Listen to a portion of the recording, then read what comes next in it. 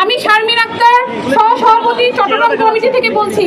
আজকে আমরা এখানে অবস্থান করছি। আমরা চাই আমাদের সরকারকে আমাদের আবেদনের কথা বলার জন্য। সামনে বাজেট আছে, আমরা চাই বাজেটে যেন আমাদের পাঁচটি ভুক্তভোগী আমানতকারী ব্যাংকের আমানতকারীদের কথা যেন ইতিবাচক পরিকল্পনা রাখা হয়। আমরা অনেক মানবতার জীবনযাপন করছি, আমরা আমাদের সন্তানদের লেখাপড়ার খরচ চালাতে পারছি না, আমরা চিকিৎসার ব্যবস্থা নিতে পারছি না। অনেক সন্তান তাদের বাবা মাকে হারিয়েছে, অনেক স্বজন হারিয়েছে। আমরা এই জীবন চাই না, চিকিৎসার অভাবে অনেক কিছু করা যাচ্ছে না। আমরা চাই আমাদের জীবনযাপন যেন আগের মতো হয়ে যায়। এই জন্য দরকার সরকারের সুনজর। আমরা সরকারকে বলতে চাই, আমরা সাধারণ আমানতকারী, আমাদের একটাই পরিচয়, আমরা সাধারণ আমানতকারী। আমরা বাংলাদেশ ব্যাংক দ্বারা তফসিলভুক্ত ব্যাংকে আমাদের আমানত রেখেছি, আমরা আপনাদের দ্বারা ব্যাংকে আমাদের আমানত রেখেছি। তাহলে আজকে কেন আমাদের টাকার জন্য আমাদেরকে দুয়ারে দুয়ারে রাস্তায় আসতে হবে? আমরা এভাবে রাস্তায় আন্দোলন করতে চাই না।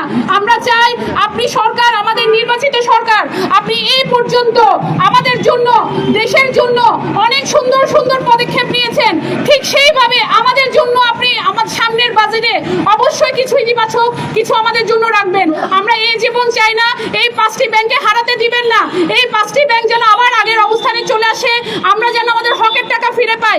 আমরা একদিনে সব টাকা নিয়ে যাব না, আমরা চাই ধাপে ধাপে টাকা নিব, তবে আপনারা লেনদেন স্বাভাবিক করবেন। আমাদের সবচেয়ে কষ্টের বিষয় হলো হেয়ার কাট।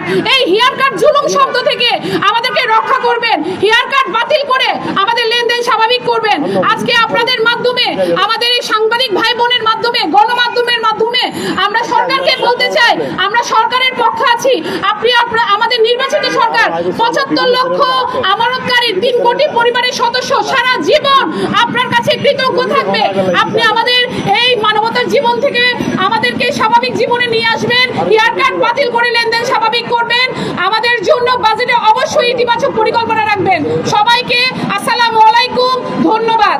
সাংবাদিকবৃন্দ, আমাদের আম জনতা, আমাদের প্রিয় সুধী সমাবেশ, এবার আমাদের মূল বক্তব্যের পয়েন্টগুলো তুলে ধরবেন আমাদের এই সংস্থার সম্মানিত সেক্রেটারি জাহাঙ্গীর আলম সাহেব, জনাব জাহাঙ্গীর হোসেন সাহেব, আমাদের এই সংস্থার মাননীয় সেক্রেটারি জেনারেল। আপনাদের ব্যাপারে আমাদের আর্থনাথ, আমরা কিন্তু রাজপথে আসার মানুষ নই। আমরা ব্যবসা বাণিজ্য, চাকরি, জব এগুলো নিয়ে আমাদের জীবিকা। স্বাভাবিক কারণে আপনারা জেনেছেন বাংলাদেশের 75 লক্ষ গ্রাহক আজকের রাস্তায় নেমে এসেছে। বাংলাদেশের 64টা জেলায় আমাদের আন্দোলন ছড়িয়ে পড়েছে। আমাদের আন্দোলন কিন্তু সরকার বিরোধী কোনো আন্দোলন নয়, আমাদের আন্দোলন কিন্তু বাংলাদেশ ব্যাংকের কিছু পলিসির বিরুদ্ধে।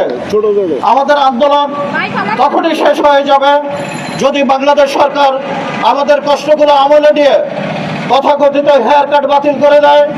অন্য সব ব্যাংক যেভাবে স্বাভাবিক লেনদেন চালু করে, তাহলে কিন্তু আমরা ঘরের মানুষগুলো ঘরে ফিরে যাব। আমরা আসলে চাই না কোনো রকমের আন্দোলন করতে।